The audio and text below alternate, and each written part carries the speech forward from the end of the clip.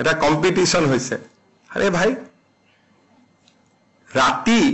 10টা বজাত যদি ৰূপহীৰ মাইনৰিটি এৰিয়াটো মানুহ নোলাই that is a big news আজি তো মোক পুলিচৰ পৰা মই পাইছো কোট কিমান মানুহ মাইনৰিটি এৰিয়াতে 5000 মানুহ নহল জাগিৰোডত 1000 মৰিগাঁও 2000 অথচ লাহৰি ঘাটত মাইনৰিটি মানুহ আছে 5 লাখ মাইনৰিটি মানুহে নোলাই নাহিলে মইতো একানে এবিলা কব খুজা নাই যে অকল মাইনৰিটি আহিছে মইতো উল্টাই কওঁ যে এইবাৰ কংগ্ৰেছত মাইনৰিটি মানুহে নোলালে আৰু এই দুই দিনতে মই আপোনালোকক ফেসবুকৰ বিলাকো দিম যিমান ফেসবুকত কমেন্ট মাৰি আছে আধা একাউণ্টটো বাংলাদেশ আৰু পাকিস্তানৰ আধা একাউণ্ট আমি 2000 একাউণ্ট মই এসবিক চাব দিছো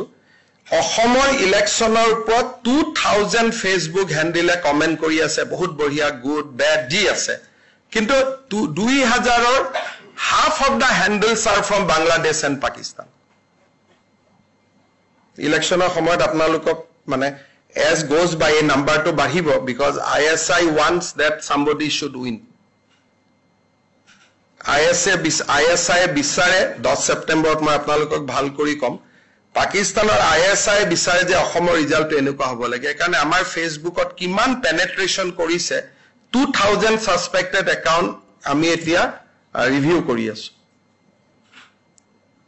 উত্তে কমেন্ট বিলাক খুলি চাবচোন কোনো আমাৰ মানুহৰ নাম তাত দেখা নাপায় বহুত ডাঙৰ ভয়াবহতা 2000 সাসপেক্টেড একাউন্ট উই হ্যাভ ইয়াৰমাৰ্ক তাৰ এতিয়া প্ৰসেস চলি আছে গুটেই 2000 যে পাকিস্তান বাংলাদেশৰ পৰা আহিছে এটো নহয় কিন্তু 2000 অকল এটা কমিউনিটিৰ একাউন্ট এড হৈছে from a particular day Calcutta eta call center বহাই লোৱা হৈছে কিন্তু গুটেই বিলাক মোৰ আন্ডাৰ অবজাৰভেশন আছে হেকানে মই ভাবো 22 September Assam politics will be interesting মই বহুত কথা ক'ব পাৰিম তেতিয়া লৈকে